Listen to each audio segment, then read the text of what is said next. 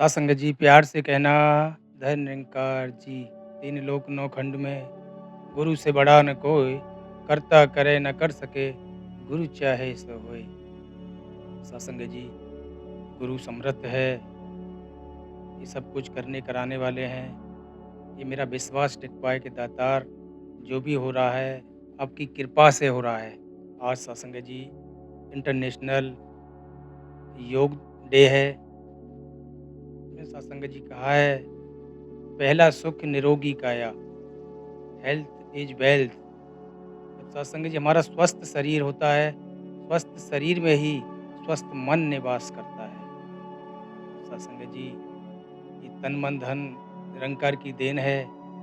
दातार ने हमें इतना ये सुंदर जीवन दिया है, तो सत्संग जी हमें इसकी कदर भी करनी आ जाए।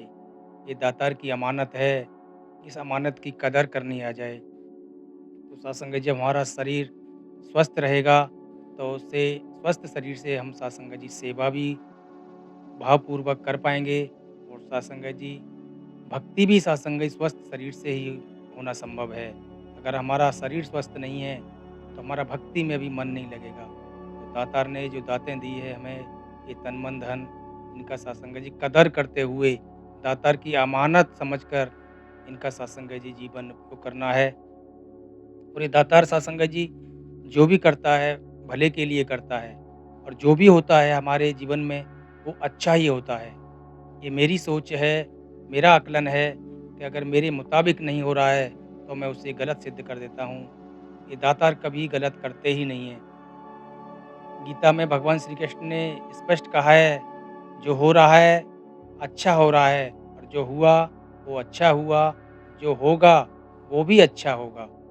कभी गलत ये मालिक ये खालिक कभी करता ही नहीं है सत्संग जी। मेरी सोच बन जाए कि दातार जो भी हो रहा है, आपकी रज़ा में हो रहा है, और सत्संग जी सबके भले के लिए हो रहा है।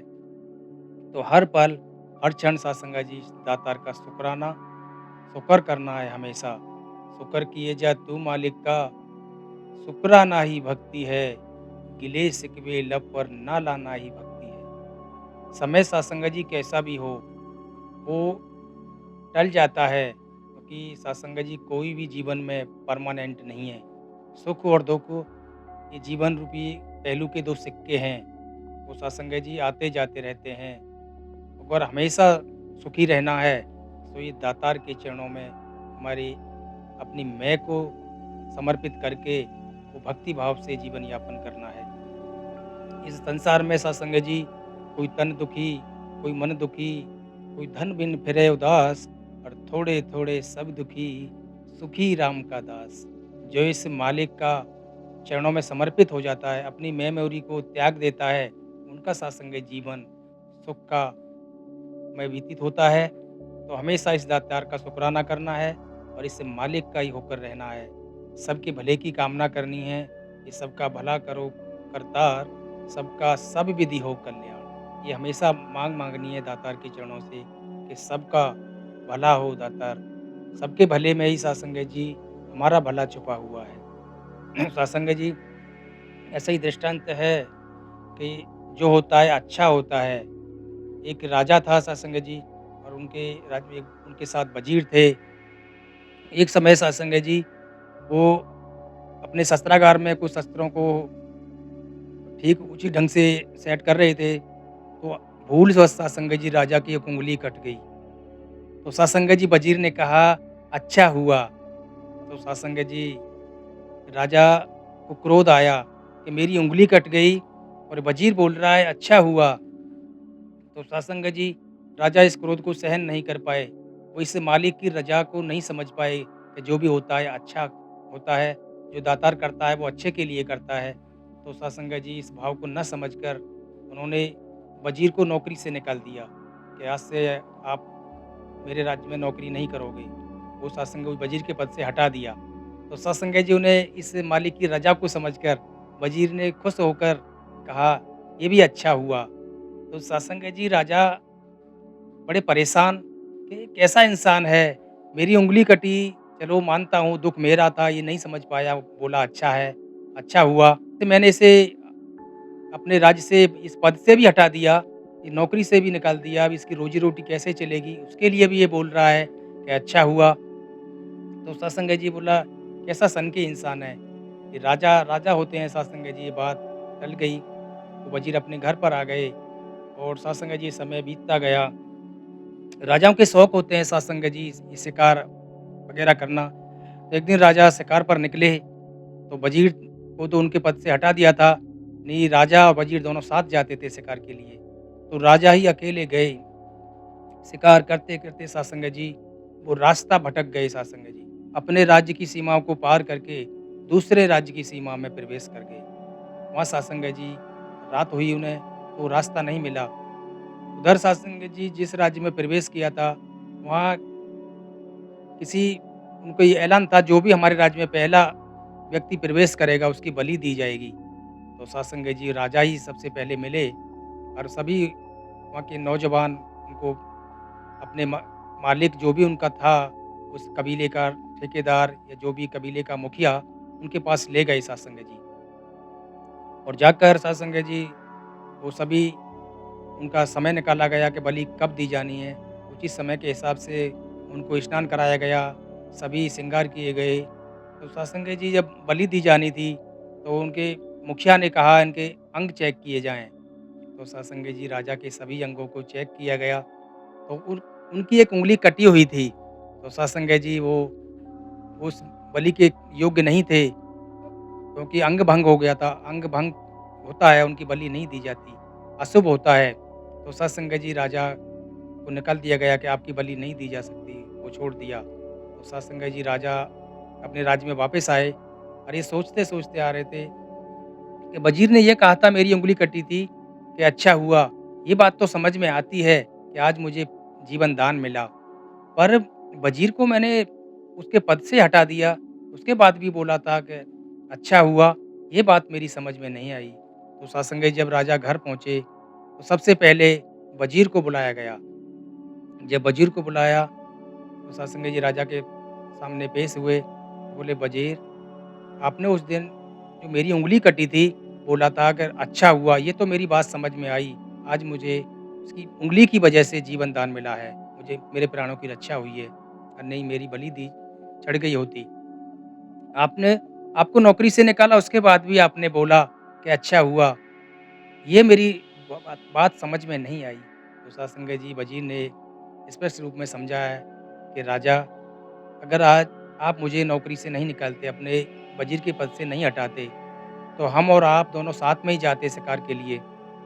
जब साथ में शिकार पर जाते तो मैं भी आपके साथ ही होता। तो आपकी बलि तो अंग-भंग होने की वजह से नहीं दी जाती, आपको निकाल दिए जाते। पर राजन, मेरा कोई अंग-भंग नहीं था, मेरी बलि दी जाती, ये संभव थी। तो मेरे भी जीवन की रक्षा हुई। तो सत्संग जी राजा की समझ में आया कि जो भी होता है, वो अच्छे के लिए होता है, क्योंकि हम अल्पज्ञ हैं, आज तक ही सोच पाते हैं, आज तक का ज्ञान है। ये मालिक खालिक सर्वज्ञ है, ये हर काल की, हर समय की जानते हैं, कि आगे भविष्य में क्या होने वाला है। ये दातार त्रिकालदर्शी है। तो सत्संग जी हमें इनकी रज़ा में, इनके मैनेजमेंट पे कोई डाउट नहीं करना चाहिए कि दातार आप जो भी करोगे, अच्छा करोगे। तो सत्संग जी हमें हमेशा इनकी रज़ा में रहना आ जाए, इनकी मैनेजमेंट को मानना आ जाए। सत्संग जी दातार जो करते हैं सबके भले के लिए करते हैं, सबके अच्छे की कामना के लिए करते हैं। तो सत्संग जी मायने रखता है कि हम किन दाँतों से जुड़े हैं, हम जुड़े किस चीज़ से हैं। सत्संग जी अगर दातार के चरणों से, इनकी रहमतों से जुड़े हैं, तो सत्संग जी हमारी भी वैल्यू बढ़ जाती है, हमारी भी कदर होती है दातार के चरणों में आकर। अगर सत्संग जी हम गलत सोहबत में जाते हैं, गलत चीज़ों से जुड़ जाते हैं, तो सत्संग जी वहाँ भी हमारी कदर नहीं होती और हम अपने इंसानी वाले जो गुण हैं, उनसे भी दूर हो जाते हैं। अपना जीवन भी सत्संगी सुख में नहीं बीतता, वो दुखों का कारण बन जाता है। ये निर्भर करता है सत्संग जी हमारी संगति कैसी है, हम किनके साथ जुड़े हैं। अगर अच्छों की संगत करेंगे सत्संग जी, तो अच्छा ही फल मिलेगा, अच्छा ही जीवन यापन होगा। तो सत्संग जी जैसी संगत, जैसे एक बूँद स्वाति बूँद होती है सत्संग जी, वो जिसका भी संपर्क करती है, स्वाति बूँद एक है। अगर वो केले के फूल पर पड़ती है सत्संग जी, तो कपूर बन जाती है। और और काली नाग के मुँह में पड़ती है तो विष बन जाती है और सीप के मुँह में पड़ती है तो सासंग जी वो मोती बन जाती है। बूँद एक है, संगत के हिसाब से सासंग जी उसके गुण 3 गुण बन गए सासंग। तो जैसी हमारी संगत है वैसी ही रंगत होगी। इसी तरह सासंग जी संगत बहुत मायने रखती है। तो दातार आपके चरणों में यही अरदास, यही प्रार्थना कि सच्चे पातशाह आपके चरणों से जुड़ा है, अंतिम श्वास तक आपके चरणों में जुड़े रहें और आपकी मुस्कुराहट की वजह बनते रहें और सत्संग जी सब कुछ सुख देने का कारण बने। सत्संग जी संगति का इतना असर है, हम किसके साथ जुड़े हैं। जैसे कि सत्संग जी ये ढोलक होता है, ढोलक वो भी चमड़े का है सत्संग जी। वो अगर जुड़ा किससे है सत्संग जी संगीत से। अगर ढोलक संगीत से जुड़ा है, तो सत्संग जी वो धर्म स्थानों पर, मंदिरों में, गिरजाघरों में, सब में सत्संग जी रखा जाता है, सम्मान के साथ रखा जाता है, क्योंकि सत्संग जी वो संगीत से जुड़ा है। उसी चमड़े से सत्संग जी हमारे जूते बनते हैं और जूते सत्संग जी किसके साथ जुड़े हैं? वो हमारे पैरों के साथ जुड़े हैं। इसलिए सत्संग जी उन्हें बाहर ही छोड़ दिया जाता है, मंदिर में प्रवेश नहीं करने दिया जाता। तो सत्संग जी सबसे बड़ा महत्व रखता है कि हमारी संगत किसके साथ है, हम जुड़े किसके साथ हैं। वो ढोलक संगीत के साथ जुड़ा है, तो उसकी कदर है सत्संग जी।